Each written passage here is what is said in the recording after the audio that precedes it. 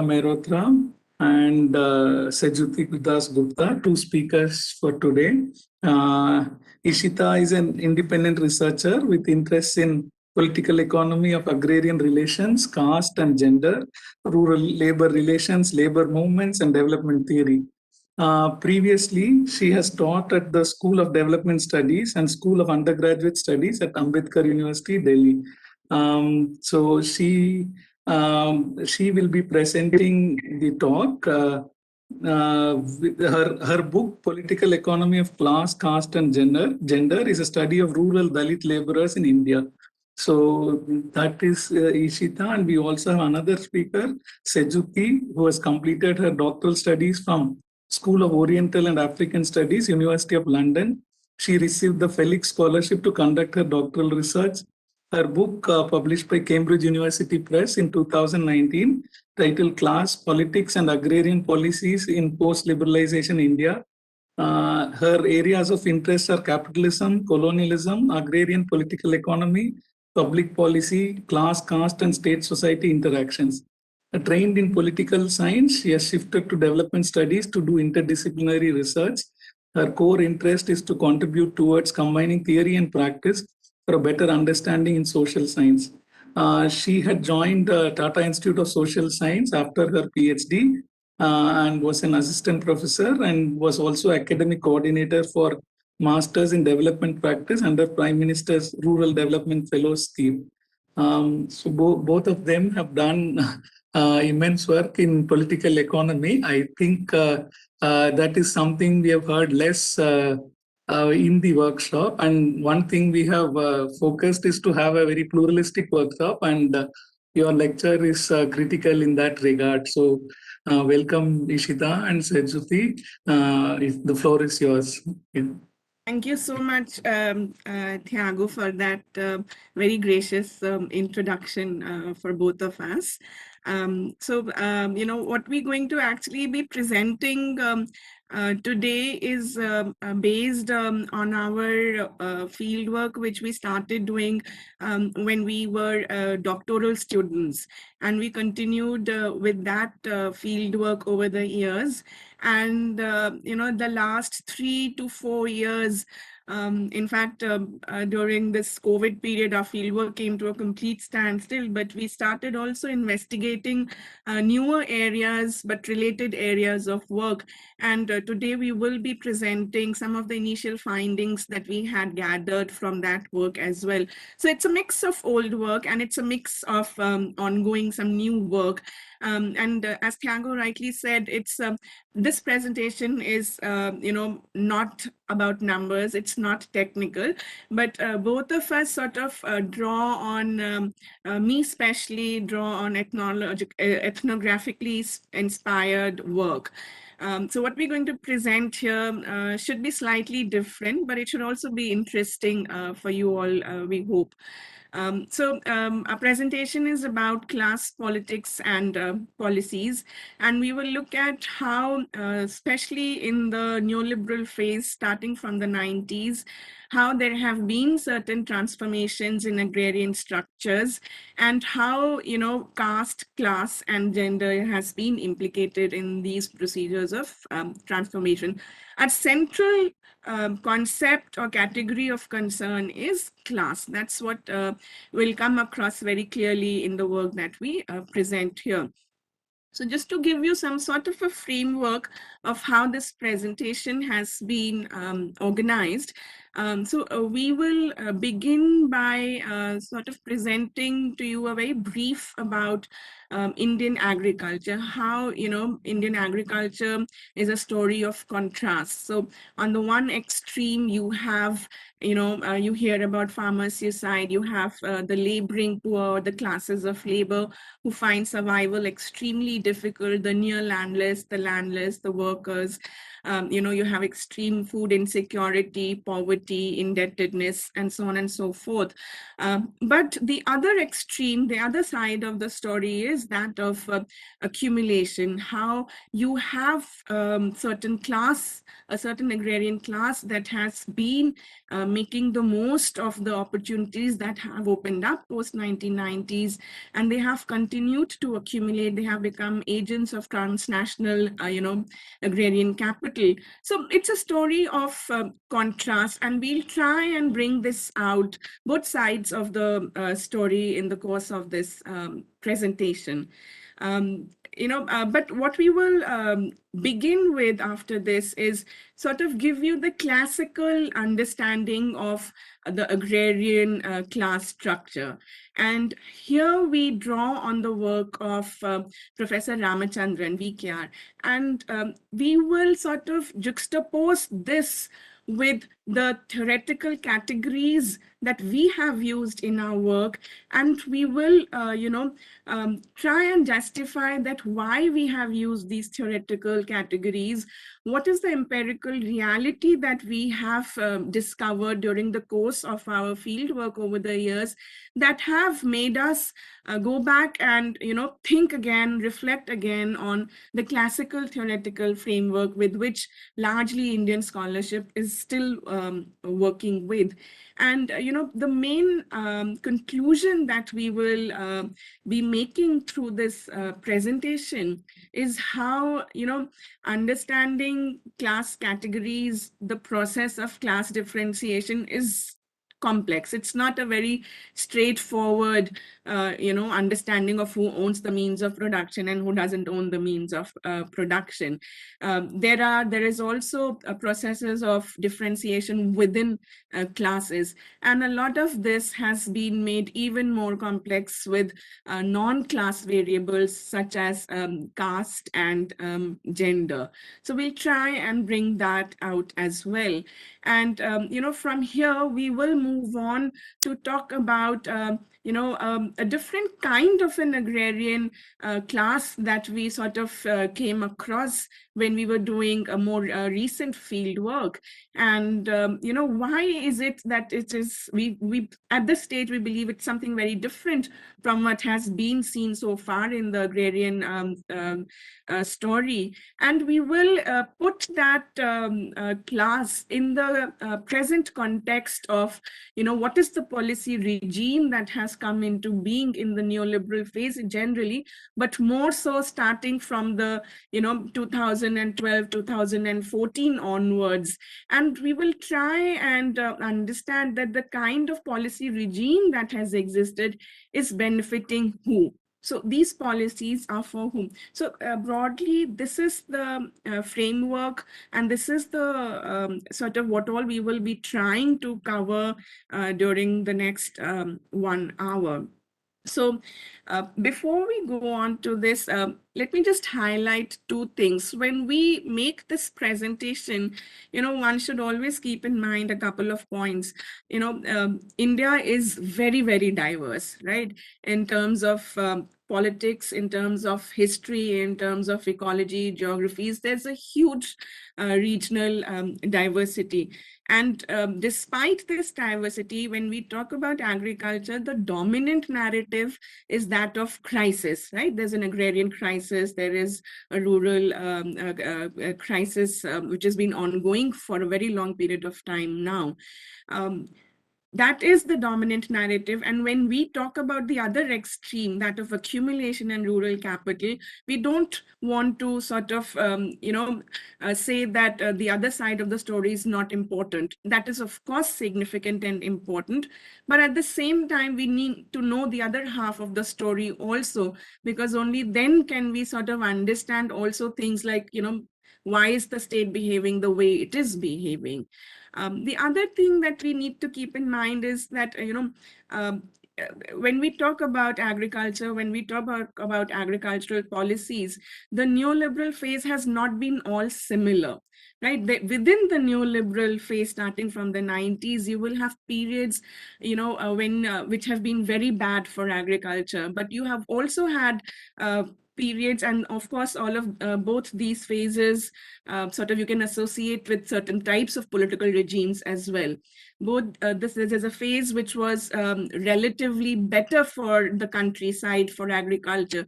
So there was UPA period, which saw greater investment, which saw laws such as the new land law, the FRA, which were let's say quote unquote good or better, or for the Indian countryside. But on the other hand, you had a very different kind of a political regime in place, starting with the 2014 onwards, that was that mocked these laws, that started diluting these laws. So the point I'm trying to make is, when we talk about agrarian neoliberalism, one should always keep in mind that it's not been the same throughout.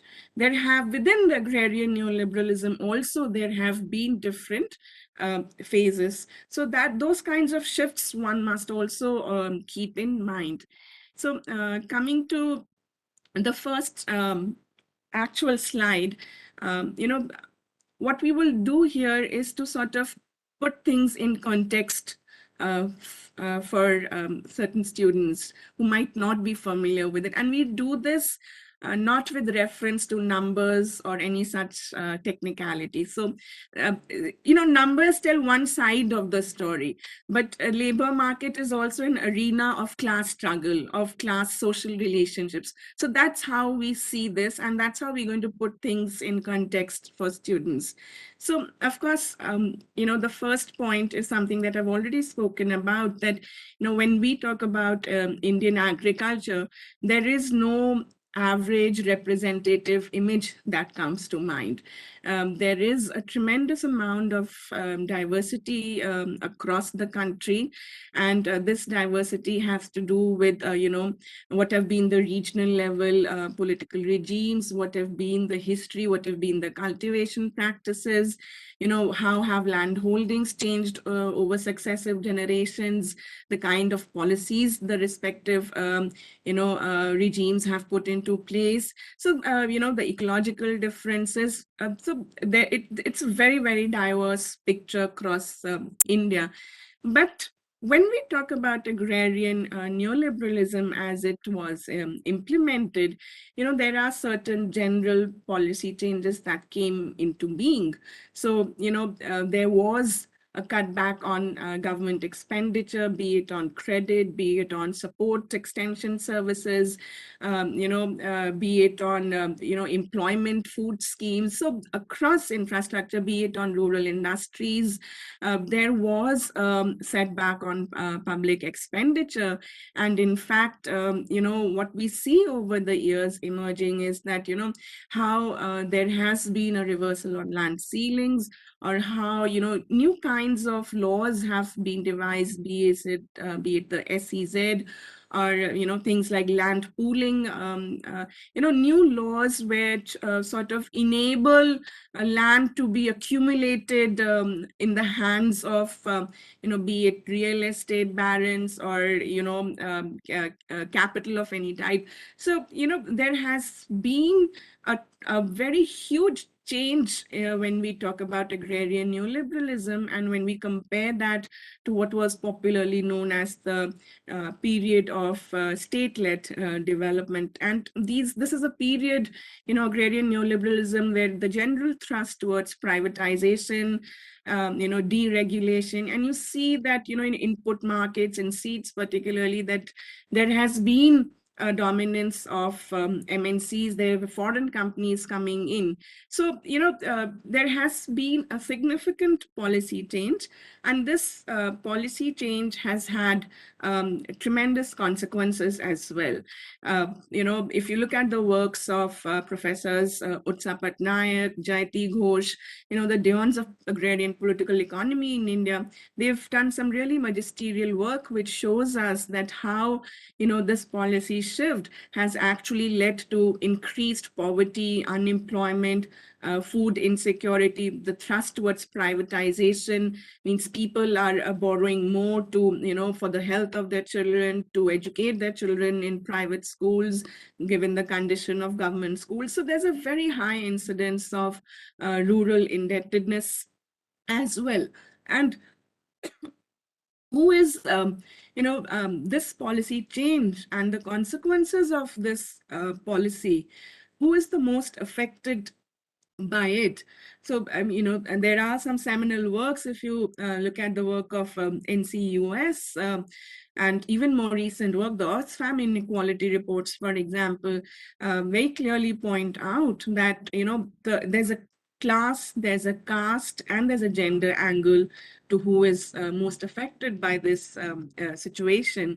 So over there's about 86 over 80% for sure of our farmers who are small and marginal. They're the ones who have been largely impacted by this policy shift. And there is numerical preponderance of Dalits and Adivasis in this section.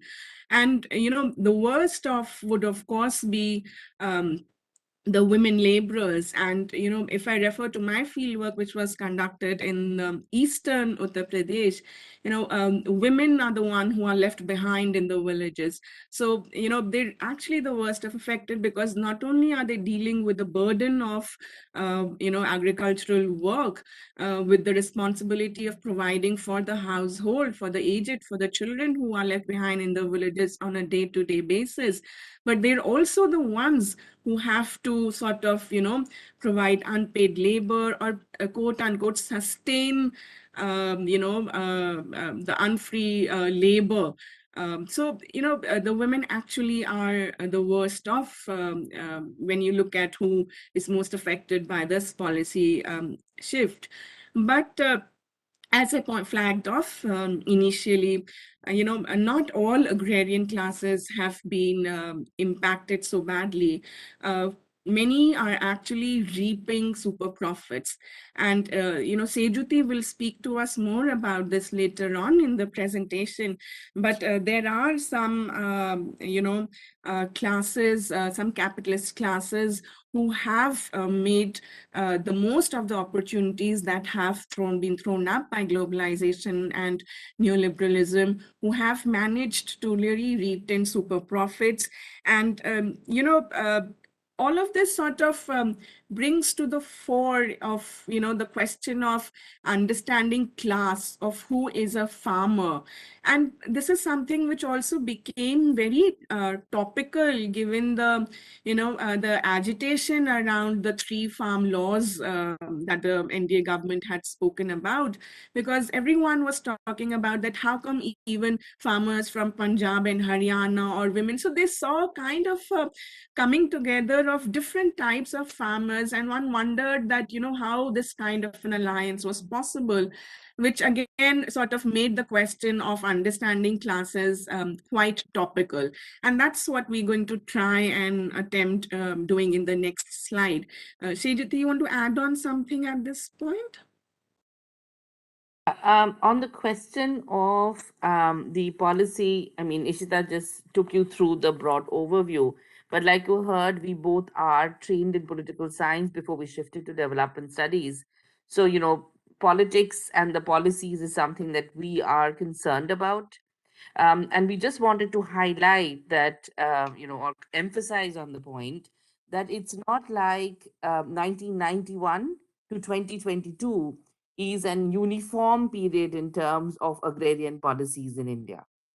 In fact, if you look at the policies between 1997 and 2004, you do see a severe cutback in terms of subsidies, in terms of the state support, and which intensifies the agrarian crisis in some sense.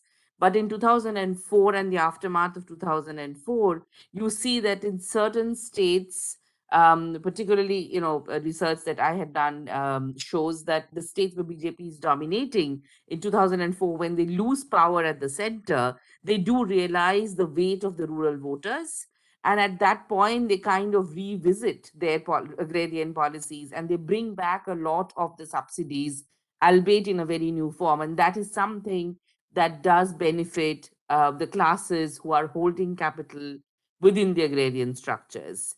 And between 2004 and 14, towards the end of 14, things start shifting. And we again see some more repressive and harder farm policies which are coming in post 2014 with the coming back of the NDA. So that's also something important to ponder over, that between NDA and UPA, what have been some of the differences in policies and how they have impacted. And to remember that agrarian policy is a state level policy in most extent, and therefore they vary very big in a big way between the states. So there's no one way to think about Indian agricultural policies. Yeah, Ishita, over to you. Yes. Um, so let us, speak about, what is the traditional or classical framework of rural classes that one talks about in the tradition of agrarian political economy. And as I said, I'm referring here to the works of Professor Ramachandran, and you will find this kind of a literature evident in the PARI project, the Project on Agrarian Relations in India. So the evidence comes across from there. And the specific article on which I've drawn for this sort of summarizes that. And why should one actually be bothered with, class? Ye to Marxian category, is it really so fashionable? Or let's talk about something else. And, but it's actually, one cannot be class blind. One really needs to have some sort of an understanding of class, understanding of class formation, because as a social relationship, it tells us a lot about the village. It tells us about how the wider social relations are organized. It tells us about the nature of inequality. It tells us how the state is present or not in the villages, who is able to access the state with what consequences. And this kind of work, this kind of a study focusing on identifying classes was something which was extremely popular during the period of Green Revolution, especially. So, the foremost example that comes to mind is, of course, Professor Utsa Patnaik is one big example that wrote about all of this. But in recent years, also, there have been some works that have, spoken about this. But if you look at the more classical older literature, how is it that they identified classes? On what basis, on what criteria were these classes identified? So, you have these were seen as the main criteria of identifying classes. So, it was about who owns the means of production. And of course, when we speak about the means of production, we're talking about land. So, who own land, but land is not the only asset. One should keep in mind, it could also be ownership of other assets. It could be, owning agricultural machinery, or, so land was the primary means of production that one spoke about. And, it was about who owns the means of production and who doesn't own the means of production. Another major criteria for identifying whether you were a capital or you fell on the labor side was, how, to what extent, or in what mix was family and hired labor used. So, primarily depended on family labor. Did you hire in labor? To what extent? In what ratio? Or, did you also hire yourself out as labor? So what was the extent to which family labor was used, hired labor was used, or labor was hired out, and that combination. And of course, surplus generated and how that was used. So on the basis of these criteria, the main agrarian classes that were identified were these. So you had the landlords, you had the peasantry, and you had the manual workers. And of course, there was differentiation within these categories as well. So who were the landlords? The landlords was, of course, at the very top, right? So they owned the best land, they owned the most land, they came from, they occupied the topmost position in the ritual hierarchy, they were upper castes, and, land was their source of power and domination, right? But they had also used their surplus from agriculture to diversify into other related businesses, transport, retail, petrol pumps, and so on and so forth, mills, for example. So, they were able to accumulate and reproduce on a longer term basis, as is said in agrarian political economy language. They also were, not into manual operations, right? They completely dependent on hired labor. Okay, but you also had over a period of time, what have been termed as capitalist farmers, right? Um, those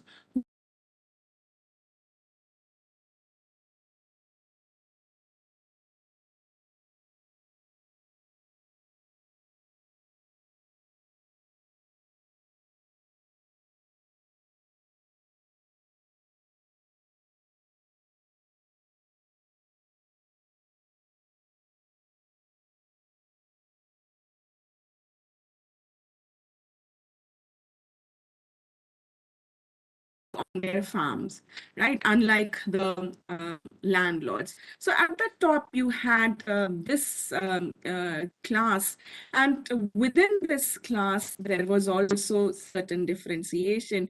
Now, this class had, of course, economic power. It also sought to gain political power, directly or indirectly. Either it sought to contest elections of panchayats, or it had family members who were into government jobs. So, they, of course, were ritualistically superior, but there is also a coming together of economic and political power. Um, Beneath these, you had what was below this, you had the peasantry. The peasantry, when we first use the term, what comes to our mind is some sort of a very traditional, idyllic, sort of a homogeneous class, but that's not what peasantry is at all, actually. When we talk about peasantry, this class that lies between the landlords and the manual workers, they are extremely differentiated. They are differentiated into different socioeconomic classes on the basis of, similar criteria. So, whether they own the means of production or not, what is the labor ratio, what is the household income, what are the sources of household income. So you can have a rich peasantry class, you can have, poor peasantry, you can have middle peasantry, and, some have even spoken about the upper middle peasantry. So there's been there's a lot of differentiation even within this class. Now, below this peasantry, we have the manual workers. And, as one goes down the hierarchy, especially when one talks about the poor, the lower middle peasantry and the manual workers, very often it's difficult to distinguish between them, and the boundaries can often be blurred. When we use the term manual workers, we're actually referring to, the small farmers, the near landless farmers, those who find it very difficult to reproduce themselves even as labor. And these are actually dependent on casual work for their survival, and not just on agricultural work. And, although mostly it's daily wage work, in certain few cases, you would also find manual workers who are engaged on a daily basis, on a monthly basis, or on an annual contract working for one specific employer in the village. In terms of caste, what you will find here is that, you will find a preponderance of the Dalits, the Adivasis in this category. What we want to sort of, and this is not the only classification, there's been a lot of work that uses different types of terminologies. So someone says bullock capital, for instance, someone says kisan, for example. I mean, we don't want to confuse you, but sort of have this categorization in mind as let's say, quote unquote, typical or the most commonly used understanding. And it is against this framework that we will juxtapose our empirical reality and why we needed to rethink these categories. And so we want to end at this slide by saying that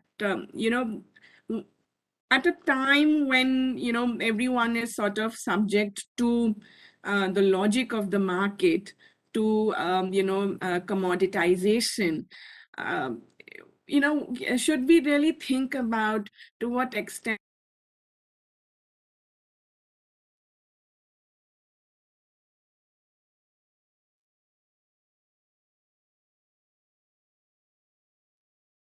Jens Lurke, if you look at the works of Jonathan Pattenden, Jay Seelan, and his colleagues who did that postdoctoral work, I'm forgetting the name of the book, and Sejuti, of course, my work. So there has been a lot, Shreya's work.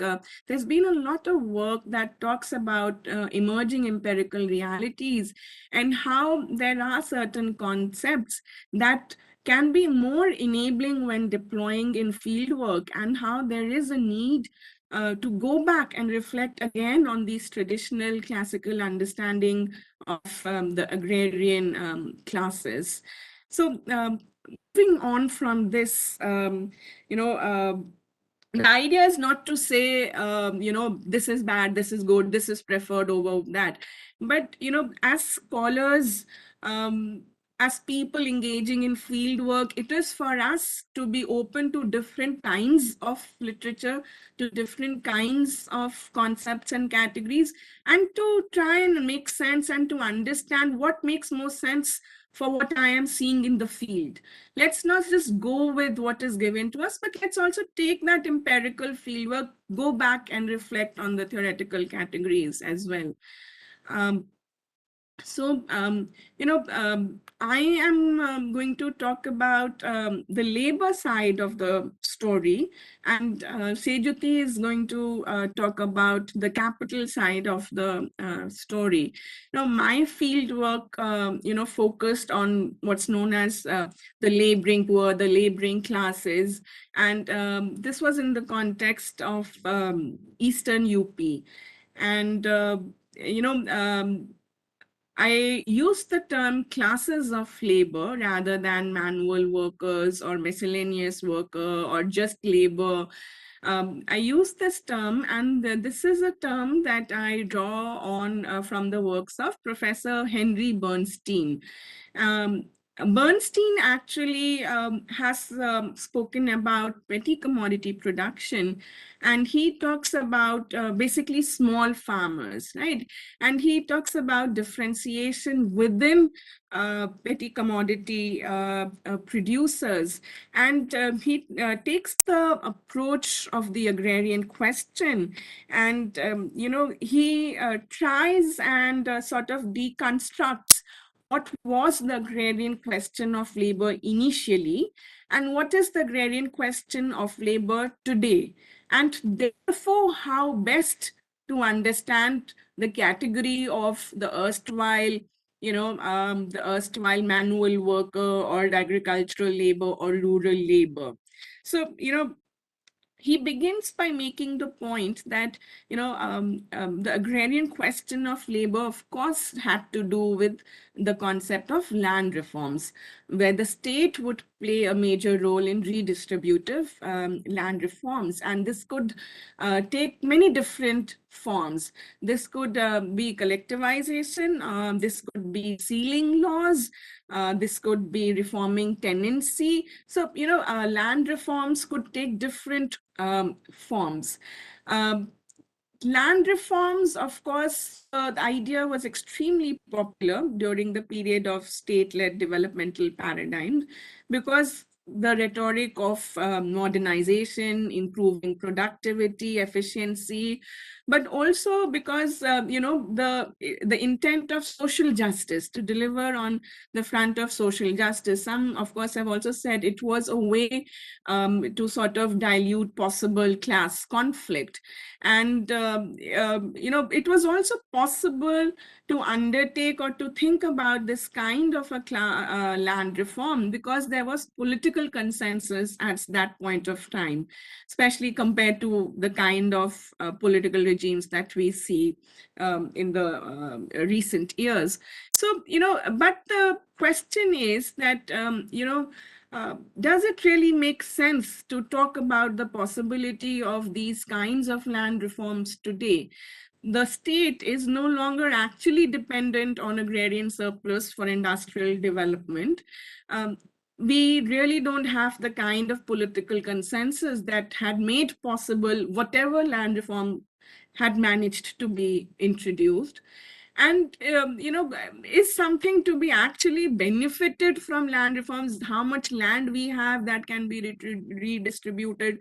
There is an entire critique that there is so much of legalese, there's so much of bureaucratic and other corruption. So what actually for Bernstein makes more sense is that let's talk about how labor has been faring with respect to developments in capital.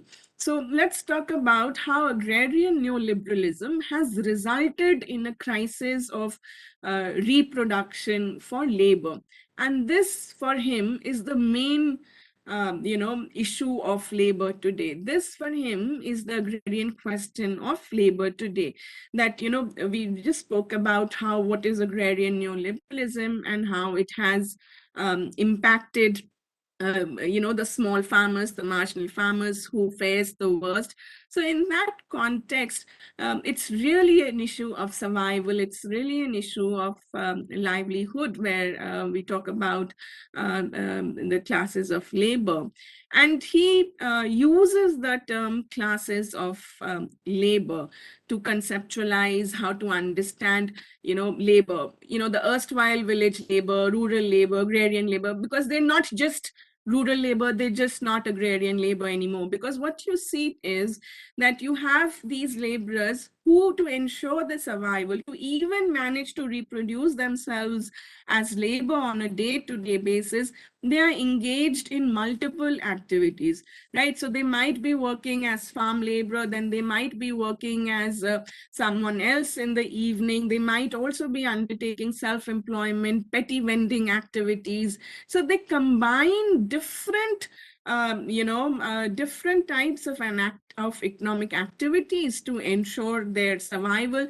They're constantly moving across. They're not just based, they might be based or coming from the villages, but they're not operating just from the village boundaries. They're also traveling to the neighboring cities and towns. And when one talks about, the important thing about Bernstein's schema is that when one talks about labor, one should not think that they're completely devoid of capital, in the sense that the possibility of differentiation actually arrives from the fact that capital and labor both are combined when we talk about petty commodity production. How the process of differentiation takes place. So, so there might be people, classes of labor completely, one might be slightly better off. But even amongst classes of labor, for example, someone engaging in petty vending, chaat ka thela, jalebi ka thela, for them, their assets, their capital is the things that they use in making and selling those. The cycle becomes an asset for people, for example, because they use that to to have a small stove attached to the cycle. They make things and they go about villages selling that. So it's important to understand this category of classes of labor, which will show how class locations are dynamic. That will also tell us that they constantly moving across different spaces. They combine different economic activities to ensure their survival. and how, non-class identities such as, your caste and your gender also have a role to play in your class position. And this actually is something that I will sort of try and bring out through the use of some examples. So, for example, when I draw on my field work, what we see in Eastern UP is something that's been talked about in general, right? So, there's a process of feminization of agriculture that has been spoken about. But what this actually means is that, to ensure the survival, men have been migrating out, and this has been noted for several years now. They've been migrating out from the villages for better income prospects, but also, there's a social aspect to this out migration, because, out migration means that they're not subject to the daily humiliation, exploitation of the village economy. They find better jobs. Of course, they're very exploitative and oppressive, even in the city, these jobs, but they at least, slightly better paid. They pay the day. So, with out migration, women have been taking on the burden of agricultural work. They've been left behind in the villages, the women, the aged, the children. So, but how is it that the men have been migrating, right? To migrate, they need certain resources. So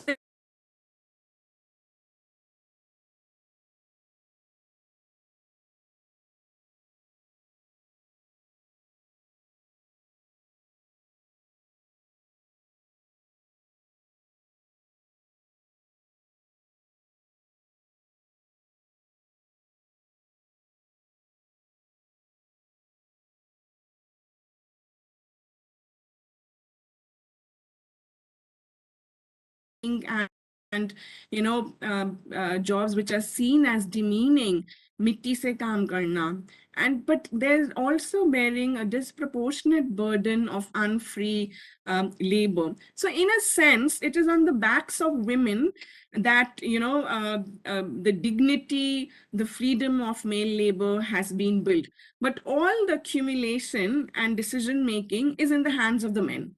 So that's why I say that, the process of facilitating male capitalist accumulation, and how it is women who within the classes of labor category who've actually subsidized the Dalit male labor, and on whose back their dignity has been built.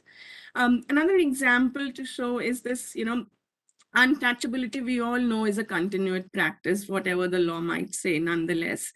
And amongst the Dalits as well, you see that there is a hierarchy, right? So there's less pure, there's who is less impure. So for example, Kharwas can go into the households and do domestic chores. So that's work which will pay slightly more. It's seen as more respectable. Mitti se kaam nahi karna is more respectable. But on the other hand, you will have musahars, who are the worst of amongst the Dalits, and you will find that nobody even wants to engage them so much on their farm. There you'll find concentrated in brick kiln work, and brick kiln work is seen as the most stigmatized, most difficult kind of work. But I just want to flag off here the aspect of religion, although it's not something that I saw much in my field work, because in my field villages, there were very, very few Muslim households or any other religion households. But, within the classes of labor, you have, Dalits, and you have women, and you have a hierarchy amongst the Dalits. But, that's one side. But amongst the classes of labor, religion, Muslim were the worst of. They were the worst of, even amongst even worse off than the Musahars. Nobody wanted to drink water from their hand pumps, and in fact, if you see, they were not so much integrated into the village life. If you look at their household history, they're the ones who started migrating out very early on, much before any other household. So maybe that also says something about how non-Hindu households were perceived and still are. Um, and of course, how class, caste, and gender are entangled comes across in migration. So at the upper end, you will have people migrating for good jobs, private or government. But at the, it's not a distress phenomena for them. But at the lower end, you will have people migrating as a distress phenomena. Also has a social aspect to it, as I just spoke about. But at the same time, there are also instances, such as in the case of Musahars from my field villages, who, despite being near landless or landless, despite being the worst off, do not migrate. And so logically, the question is, why is it that they do not migrate? One would expect them to at least go to the nearby towns and villages, but they actually don't, because these are nuclear families. The young women do not sort of venture out for work, and therefore the men have to stay back and earn on a day-to-day basis to provide for their households. So through these examples, one would sort of see how even within classes of labor, class, caste, gender, all of this is so enmeshed. And it's really not possible to talk about one class without referring to the others. So similarly, on the side of capital as well, there's a story to tell. So Sejuti, to you now. Yeah. So, you just heard the side of the labor, and we've been saying that it's a highly class differentiated agrarian structure. And if you actually look at the impact of the agrarian policies, you see that in terms of those differentiations, a lot of it has become more pronounced. That's the relevance of why we want to study class. But there's also a polarization that is coming out, particularly post 2004. So the states that I studied, as you can see on the map, are Chhattisgarh, Gujarat, and Karnataka.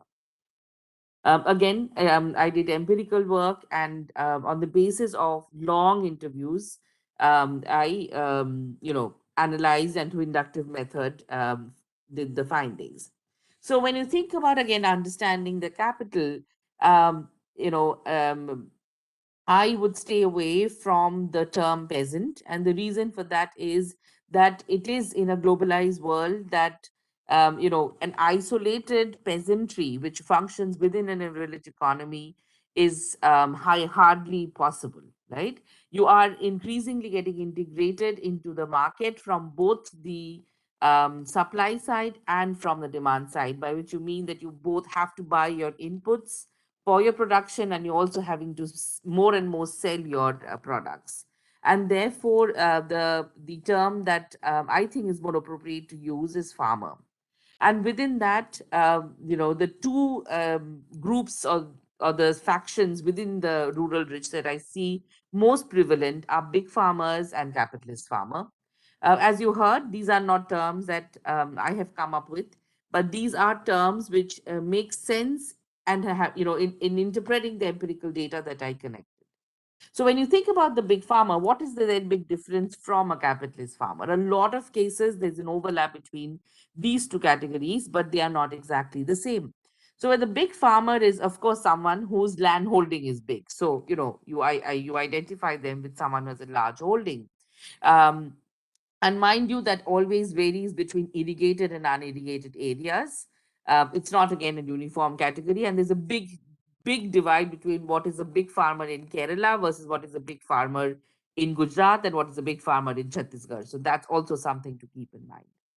They do not cultivate themselves, so they do not invest their labor, they do not till their soil. And they also are people who are, originally they have been inheriting good pieces of land. So they're often the more fertile pieces of land, they are often the more irrigated pieces of the land, and they're often also better connected to the market, so they're closer to the highway.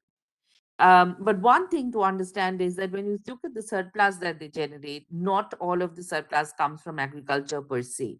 So, to give you a couple of examples, there are farmers who have diversified either into a job into the bureaucracy, or they have a big input shop or a tractor shop, or they have they're into money lending to the smaller farmers, and these are some of the avenues through which they are generating a surplus to position or retain their class position. And that is where they differ from the capitalist farmer, because the capitalist farmers is someone who is adopting technology, so they themselves are trying to use agriculture as a more productive asset. They are trying to adopt technology, whether it is tractors or hullers or high yielding variety of seeds, etc. And they are trying to generate profit out of agriculture per se. And all of the capitalist farmers are into what you call commercial cropping. So they are either groups which are producing crops which are for commercial uses, or they use, even if they are growing paddy or wheat, it is not for self consumption or self sustenance, but it is for the market and sale.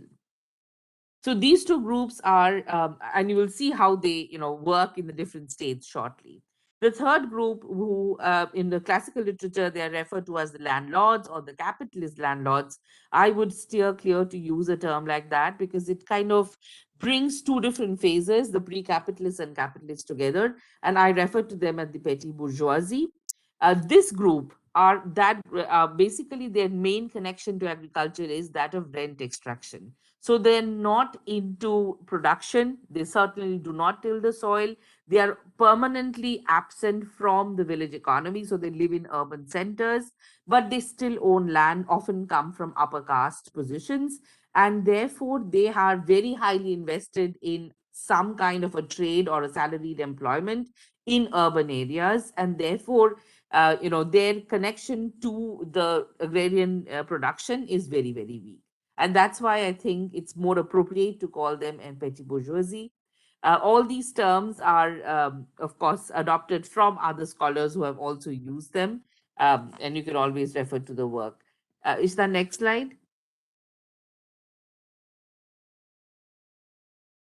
So the point that we were making, that there's no uniform story, you need to think about what is going on where. So the empirical reality shows that the states are quite different in terms of how the agricultural production is and how far they are in terms of adopting capitalism and producing for market, adopting technology, etc. Gujarat, of course, is the most ahead in the game. They have a preponderance of capitalist farmer. Whoever has a big farm, also and primarily in the more irrigated parts of Gujarat, which is called the mainland Gujarat or the central Gujarat, all of them have also become capitalist farmers. So even if they have some kind of a side business, or they maybe take part in dairy farming, the Amul is a very big venture there, or some of them will have connection to cooperative banks, which is also very common in central and south Gujarat. But if you look at their agriculture per se, they are deriving profit from it. They are adopting technological measures to kind of make sure that the yields are higher, and they are also in a big way into commercial cropping. So there's cotton, there is sugarcane, there is tomato, and they're very well linked to the market. The I would say Karnataka is behind Gujarat. So Karnataka has an emerging capitalist farmer class, but they are concentrated in the southern districts. If all of you are sitting right next to Karnataka in terms of your state position, so if you just go across the border, you will see that southern Karnataka is far more developed than northern parts of Karnataka. And northern Karnataka, you still see continuing presence of the big farmers. Some of them come from the landlord class, but continue to hold these big pieces of land. Um, and they are also venturing into other trades. For instance, you will see these big farmhouses which have come up in Shimoga, in Bellary. You will see farmhouses which have come out in um, Dharwar. And these are all the old landlords who have now transformed themselves into big farmers, and they have diversified their income to make profit, but their agriculture is still done in a very, very traditional form. And often they don't even venture into commercial cropping. One of the reasons for that is poor irrigation as well. In the case of Chhattisgarh, you have again a preponderance of big farmer. They are primarily in the eastern part of Chhattisgarh. If you move more to the west, you see some pockets of capitalist farmers, but they are not very successful. You have the soybean, again you have sugar, and they are coming up gradually. But there's a large part of Chhattisgarh which still is into rice production. You also heard that in the previous presentation from Dr. Khera. Um, and they actually are not really adopting the most modern methods or technologically advanced methods to take agriculture forward. So when you think about the three states, you see that they are in very three different levels of development, and there is different kind of class constellations which are operating. Next slide. And when you think about this class, is there something that we can also say about caste? And like I said, the focus of my work was I was trying to understand the empirical reality and inform the concepts through it. But that said, I did see a pattern, and the pattern is that the castes which are well mobilized in each of these states certainly have done well in terms of their class position. By what I mean to say by that is that those castes which have either a presence in terms of a political party or have some kind of mobilization. So, for instance, in Gujarat, the Patidas have a significant presence in the BKU. And so, therefore, through them, they are able to reach out to the state and negotiate for better policies, better subsidies, etc. So in case of Gujarat, you see a big overlap between the capitalist farmers and the Patidar community. And while I was doing fieldwork, one of the moments when I realized their power was when they were negotiating for revoking the law to not extract water in the northern districts of Gujarat. And that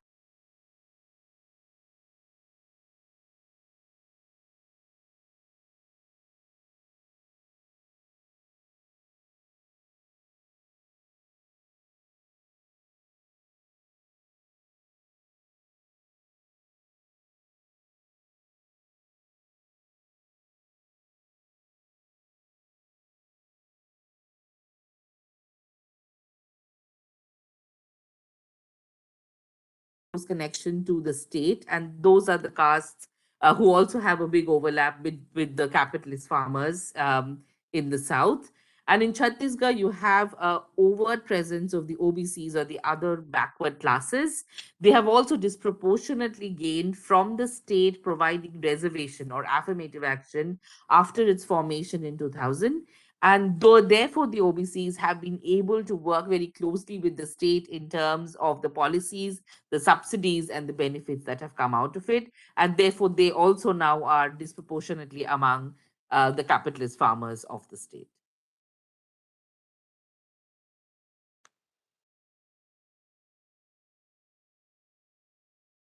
So, So to now up till now was the research that Ishita and I had done for our doctoral years and have since published. But this is our new research which is ongoing, and we thought we are very close to the time, Ishita, but we'll just give you a snapshot of what we are seeing currently as the emerging empirical reality.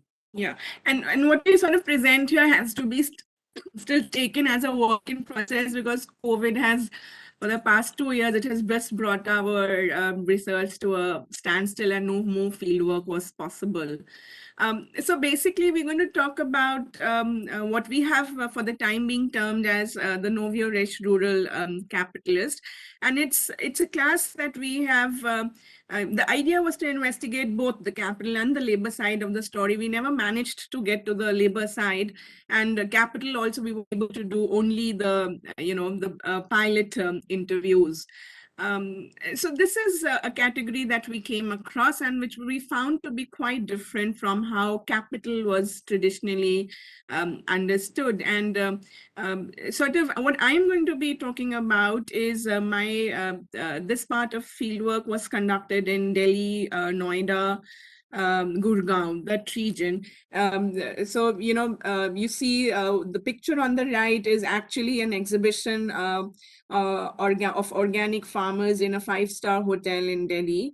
And the picture on the left is actually someone's farmhouse where they sort of engage in agri tourism, they sell the farm experience and be for a very high cost. So, who are these Novio-rich rural capitalists, and why do we think that we've stumbled on a new category? So, we found this class of capital to be different because, of course, it was upper caste and upper class, similar to what is commonplace. But gender was a major point of departure here, in the sense that, women are in most cases, in all the cases that I researched, women are the Novio-rich rural capitalists. Right. When we talk about the rural capitalist class, intentionally, unintentionally, there's always the man, which is sort of which holds the popular imagination. But here it's the women who are heading these enterprises, who are the capitalist class. They're extremely educated, they hold doctorates even. They've been educated in foreign institutions. And they claim to be extremely passionate about the environment and the safe food. In fact, and some call themselves entrepreneurs, some call themselves as environment lovers, some call themselves as just a farmer, as an ordinary farmer. And they're trying to many have at some point of time left very lucrative corporate careers also, and have moved on to different kinds of ventures. So certainly ambitious as entrepreneurs, but they're not in political competition as one sees it at the level of the village. What's also different here is where sources of accumulation is concerned. Land is not necessarily the starting point for these classes. We see that, they own land. They might own small parcels of land. They might actually not own land, but they might have secure leases, or, they have something called an operations contract. So, even without ownership, they have access and control over land in some cases. And that's very different from how land ownership is primary when we talk about the capital classes in a classical framework. So, when I use the term operations contract, just to give one example, in one of the sort of villages of Delhi, you had a group of artists, very well a group of artists, who had a parcel of land, but they didn't live there. So they were worried कि इस पे encroachment हो जाएगा, this and that. So they leased it to a farmer come entrepreneur, very well established NGO actually now, and they have an operations contract where they give nominal amount of money for this lease to the a group of artists. But what they actually do is they give a lot of produce, that is the output from that farm, to these artists. Another example is that someone was an animal lover, started rescuing animals, and found a small plot of land where the soil condition was not good on the banks of Yamuna near Noida, started housing rescued animals, but slowly started diversifying into agrarian activities. Sources of accumulation and how land is central, but ownership, private ownership of land, as was previously understood, may not be the case here. And accumulation, they're very innovative strategies that they follow. So they sell the farm to table experience. There's an emphasis on studying environment in school. So a lot of them have tie-ups where they develop curriculum, where they get students on their farm, they teach them, some work. सबकी अपनी अपनी क्यारी होती है, they're supposed to maintain. So it's a different kind of an experience that they are selling. So they even host tasting events. So, cheese tasting events.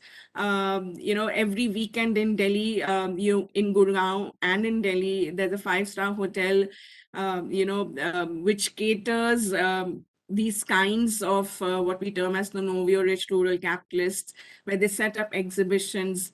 And, their marketing and who are their clientele is also different, right?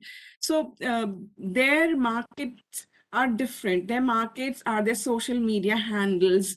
They sell their products in these very niche, markets. So, domestic luxury trade in terms of hotels, in terms of holding exhibitions in embassies. So they have a very different kind of an accumulation strategy there. And, these are people who were attracted to agriculture for a variety of reasons. They wanted a career change. So someone left, a very lucrative IT career. Someone left a management career. Someone's family had a law firm and they quit that. So they're very, very different reasons as to why they come into agriculture. So what you also see here is that there is some sort of a reverse flow where surplus from non-agrarian sources is being put into agricultural activities, and this is being done by women who actually conceptualize, who actually control and operate everything. Shejyuti, maybe you can speak to us about the Chhattisgarh and Karnataka evidence briefly. Don't think we have the time, but yeah. Let's just go to the last slide, maybe, where we have the policy section. And yeah, so when we are talking about this nourish rural capitalists, it's important on two counts. One is that it challenges the idea that village is where agriculture happens.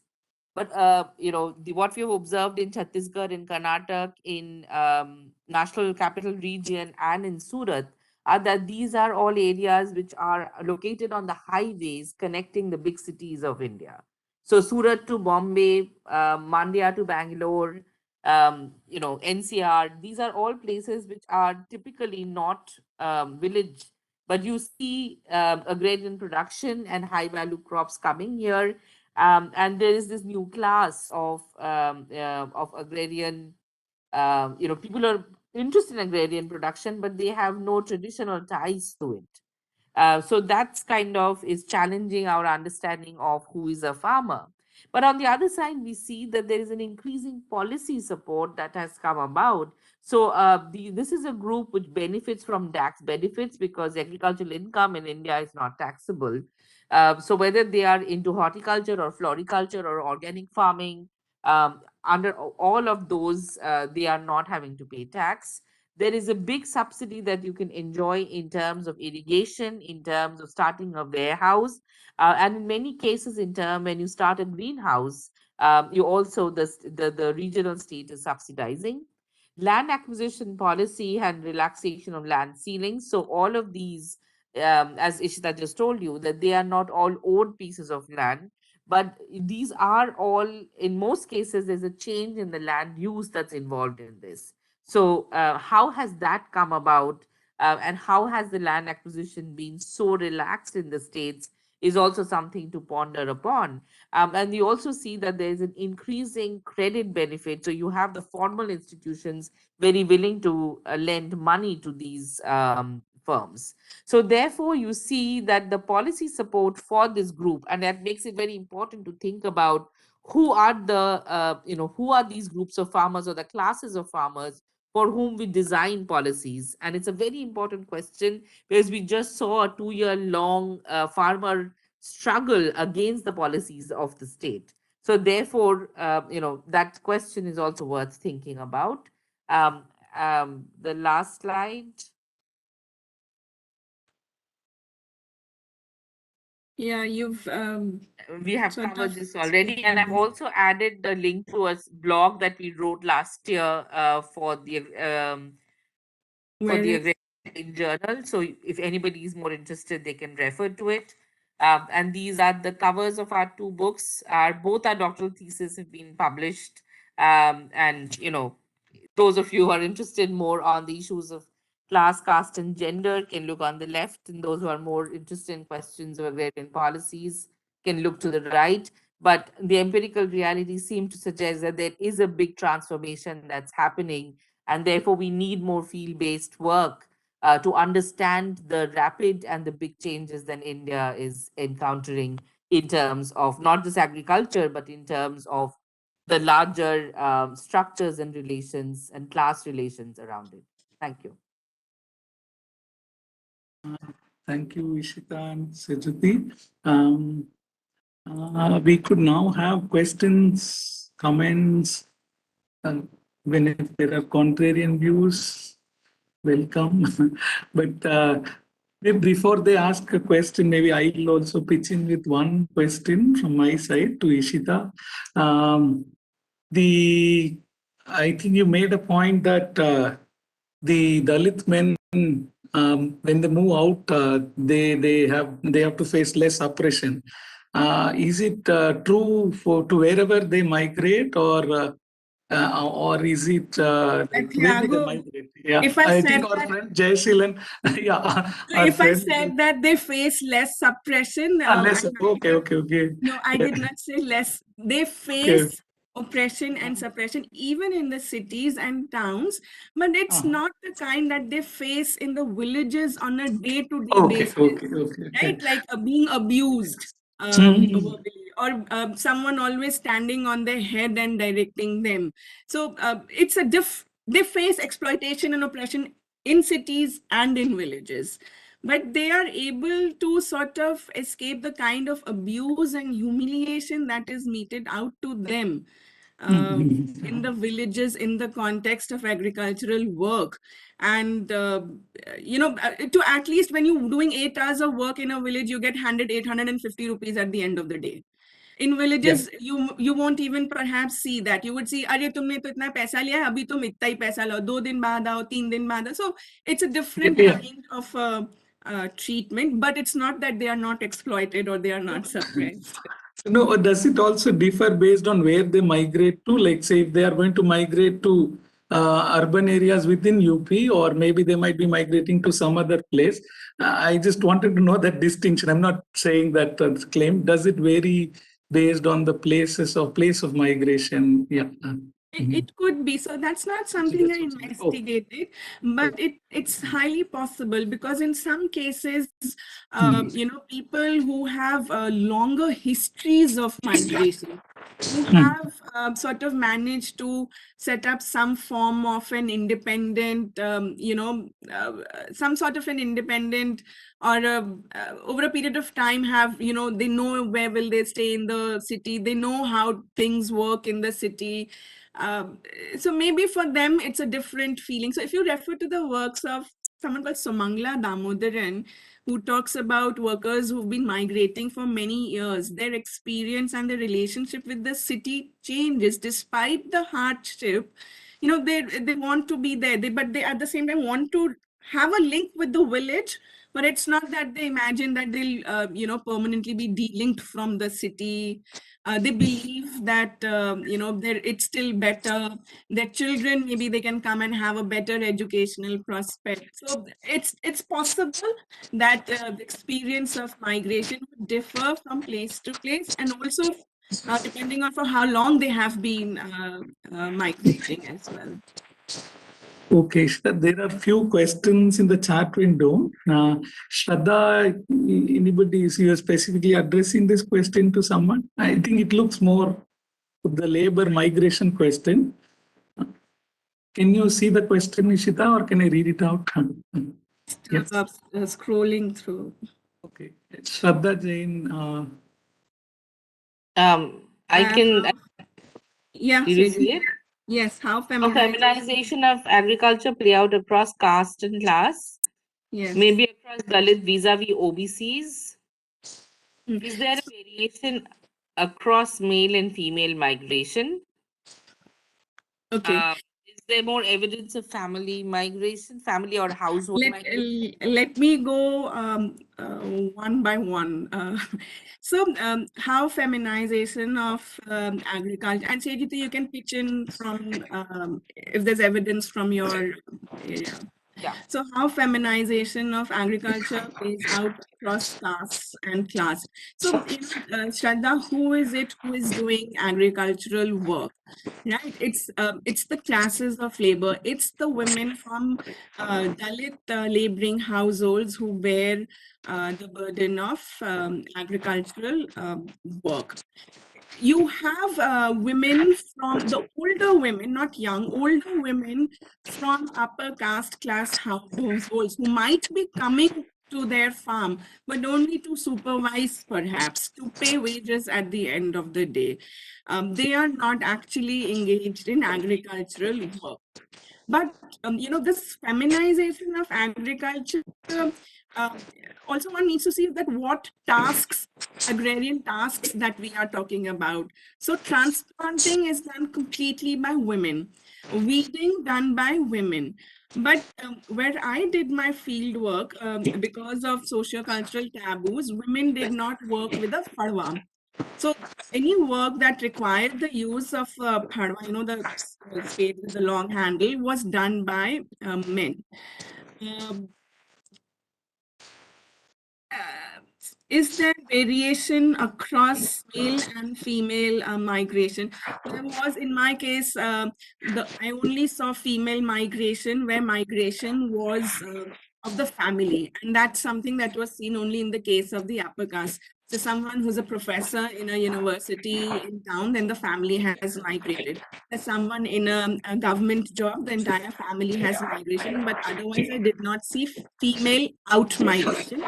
But in my area of fieldwork, I saw women that's from Bihar, from Ranchi, actually coming into work in brick kilns. So there was family migrating in, but family female migration or family migration from Eastern UP was very less. Um, But if I can, draw your attention to the more recent fieldwork that we have done in Chhattisgarh and Bangalore, we did see households who were migrating from the eastern states of Chhattisgarh, of Orissa, of even Assam from northeast, and they were working in Raipur and Bangalore, and these were full households, the husband and children who were moving, and we saw both seasonal and annual. So people were coming for 6 months or a full year, and the women were coming with the men, but they were not working or at the same hourly wages as the male family members, because they were doing what is considered the less pressing job or the less hard job. So they were making less money than the male counterparts, but the wages were significant. So in Bangalore, we heard wages of 15,000 rupees a month, 18,000 rupees a month, which is significantly higher for what they were making in the village economies. So, yeah, and coming but back to just the to question sort of, of link that to the point that Thiago had begun with, actually, um, you know, um, even where you have these laborers earning significantly more, even on these farms in agricultural work, the experience of suppression and exploitation is different. So they might be making 18,000, but they're actually producing products, the bonsai picture that was there in the PPT, for 5 lakhs. So there's it's a huge difference. And what we also see is that, we saw, but we were not able to investigate this further, that these laborers actually relatively get better work in better terms and conditions, not just wage wise, but they get housing on the farm. And, this housing is I mean, it's relatively, when you compare to what they get otherwise in the cities as migrant laborers, it was better. yeah. Yeah, there is What one you more. said about the gender composition of the Novio Ridge. So, what we found across the states is that, it's the women who are actually, be it, landscape companies, be it NGOs, be it, these selling these agricultural experiences on Airbnb, You have your old retail organic cafes. In all these kinds of operations, it's the women who conceptualized this. It's the women who design, run, control everything. So in that sense it was different, because when we talk about the typical rural capitalist class, women are actually invisible, right? That's not what you see here. They're very much in control. They very much own the productive assets. They very much control the productive assets, the entire production process. So this is something which was very different for us. These are Um, women who are very well educated, actually. Yeah, and in multiple places, except for Gujarat, we also saw women who were holding the managerial jobs. So in Chhattisgarh, we encountered this girl who was very young in 20s, but she had a bachelor's degree and she was staying outside her home to manage one of these big farmhouses. And she had multiple laborers reporting to her.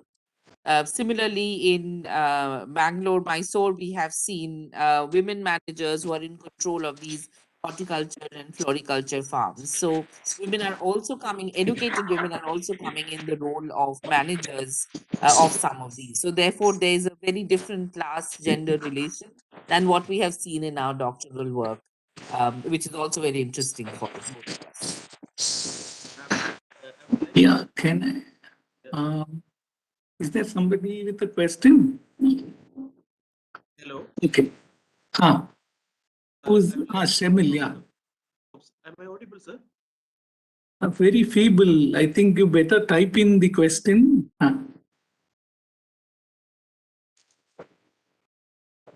Yeah, I had one question. What about now? Yeah, it's fine, Shemil. You could ask. Okay.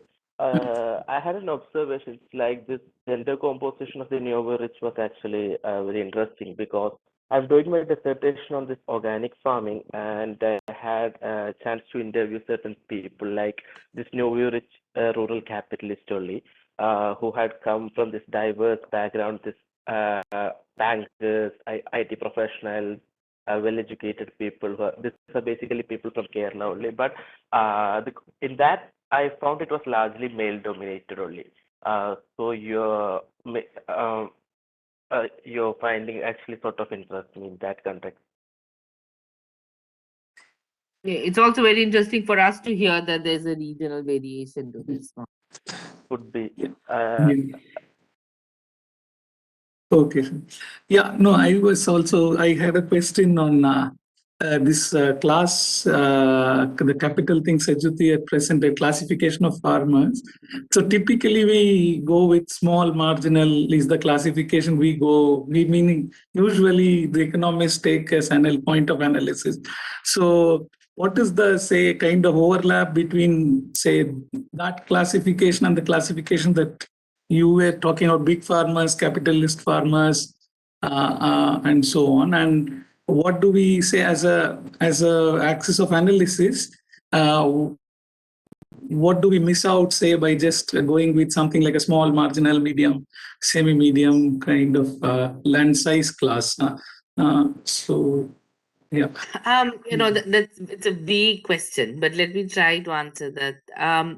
So when you think about, suppose a large farm or a medium-sized farm, like I said, one thing is that your political connection matters. So, for instance, if you look at Chhattisgarh, there are a lot of these big farms which continue to farm paddy, and even if they have a tractor, they don't use the tractor for farming because they are not thinking of capitalist farming. So they use the tractor for giving it out for stone quarries and coal mines and use it as a transport, right? So in terms of, therefore, how they think they can grow is either investing in other business ventures or they sending their children into urban centers. So their relation to agriculture is much more of either consumption or of the retaining the status quo of being a big farmer. But they are not looking at producing or transforming agriculture per se into a profitable venture.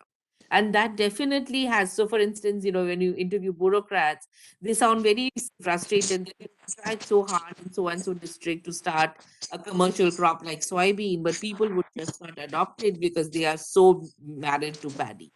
In fact, in Chhattisgarh, they even brought a slogan called "Paddy brings poverty" to discourage the farmers from growing paddy because they were finding it so difficult to introduce commercial farming. And this is an important question for India at large, right? That why are we not being able to make the kind of moves that some other countries are being able to make? On the other side, if you look at Gujarat, there could be a medium farmer who has, whose land holding size is medium, but they have very much gone into cotton cultivation or into tomato cultivation, and they have been able to bring in technology.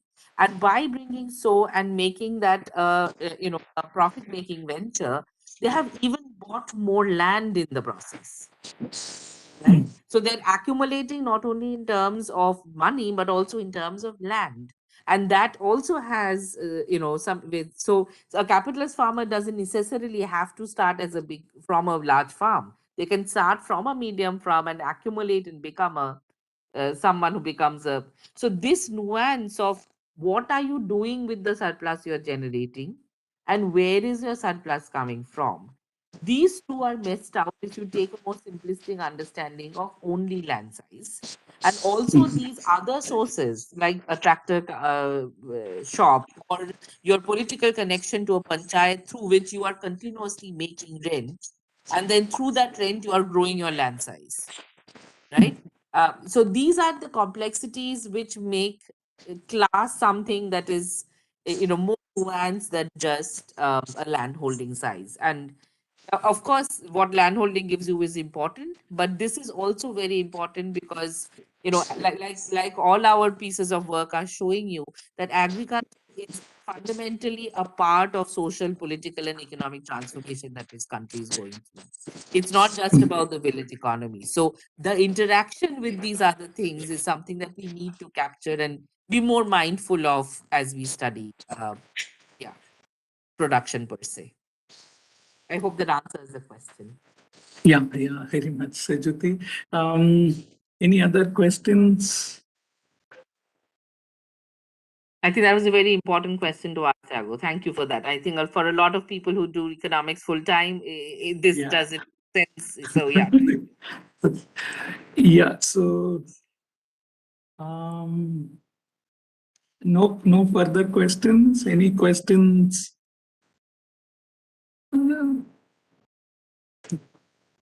Okay. In the spirit of this being a capacity building thing, apart from your books, if you could suggest the VKR reading or that Ishita you had suggested, maybe some of the more basic readings also, if you could share with me, I could share I with will. the participants. No? I will. So yeah, that will be helpful. Thanks a lot, Ishita, I need to thank Jay for suggesting to approach you, and thank you for agreeing at a short notice. And really thank you, Sajiti. I think it's 3:30 a.m. there. And thank you, and you're like really awake. So that is thank you for doing this seminar for us. Yeah, so hope sometime we'll see you at CDS, both of you, whenever the pandemic allows and any new opportunity comes along. Okay. Thank We you hope so so much too. for this opportunity. Thank you. Thank you. Okay, Sita. Yeah, bye. Okay, Sajati, bye. Bye-bye. Participants, we come back at 2 o'clock for the session by Dr. Mekla Krishnamurthy. She'll be talking about things in the Mandi. Okay. Yeah, we'll break for now up to 2 o'clock. Bye. Thank you.